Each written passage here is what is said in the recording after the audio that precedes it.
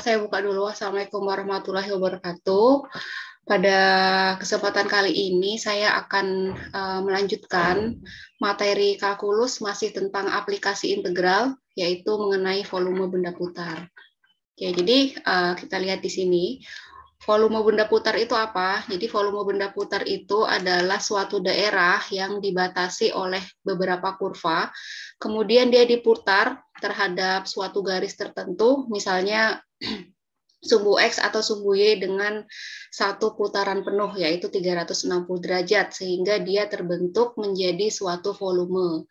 Nah, kita lihat di sini ya, misalnya yang contoh pertama ini kurvanya yang garis lurus ini. Seperti kalau misalnya luas bidang, dia akan membentuk segitiga. Nah, kalau segitiga ini diputar mengelilingi sumbu X, bisa kita bayangkan ya, kita putar mengelilingi sumbu X, maka dia akan membentuk seperti kerucut ini. Nah, inilah yang disebut dengan volume benda putar. Kemudian, misalnya ini, kurvanya berbentuk setengah lingkaran seperti ini. Nah, kalau kita putar mengelilingi sumbu X, maka dia akan membentuk seperti bola ini. Oke, saya kasih contoh aja di sini. Misalnya seperti ini ya. Seperti ini. Kurvanya itu bentuknya begini misalnya. Ini kurva fx-nya. Nah, maka kalau misalnya dia diputar mengelilingi sumbu X, maka bentuknya seperti apa? Bentuknya seperti ini ya, berarti seperti ini. Ini penampangnya lingkaran karena dia diputar mengelilingi sumbu X. Kira-kira seperti inilah desainnya. Jadi dia pejal ya, pejal, berisi isinya, volumenya penuh. Begitu pula kalau diputar mengelilingi sumbu Y.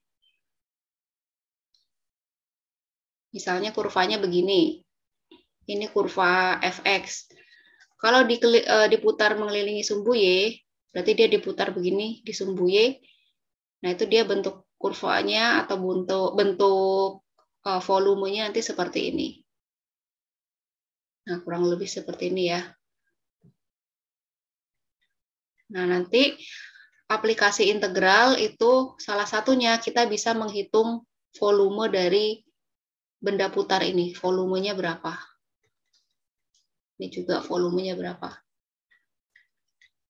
Kalau kemarin kan kita belajarnya menghitung luas ya. Luas daerah. Nah, sekarang kalau volume itu berapa? Gitu. Nah, ada dua metode. Metode yang pertama adalah metode cakram.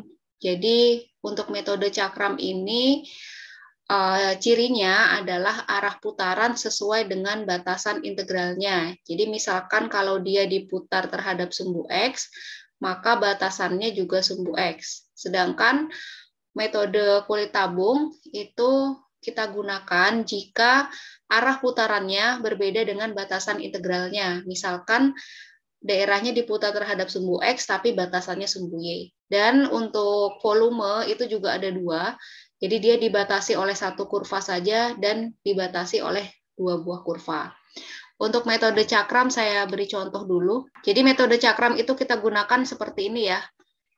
Misalkan ada kurva fx, ini kurvanya seperti ini. Kemudian batasannya itu A dan B, dia diputar mengelilingi sumbu X. Nah, batasannya kan A dan B ini ada di sumbu X. Maka kita menggunakan metode cakram. Begitu pula untuk yang mengelilingi sumbu Y. Ini yang mengelilingi sumbu Y. Jadi ini fungsi kurva fx-nya, kemudian dia diputar mengelilingi sumbu Y. Nah, batasannya juga harus sumbu Y. Ya, batasannya sumbu Y, yaitu A dan B yang ada di sumbu Y. Jadi kalau dia diputar bentuknya seperti ini. Seperti kendi itu ya. Nah, ini kita menggunakan metode cakram. Jadi sekali lagi, kapan kita menggunakan metode cakram? Itu kalau arah putarannya itu sama dengan batasannya. Jadi kalau diputar terhadap sumbu X, batasan AB-nya juga ada di sumbu X. Tapi kalau dia diputar searah sumbu Y, maka batasannya ada di sumbu Y. A dan B-nya ini ada di sumbu Y. Sedangkan untuk metode kulit tabung itu jika arah putarannya tidak sama dengan batasannya. Jadi misalnya ini ya. Ini adalah fungsi fx-nya yang hijau, yang biru ini. Yang biru ini adalah fungsi fx-nya. Dia diputar mengelilingi sumbu Y, tapi batasannya itu di sumbu X, jadi dari A ke B ini.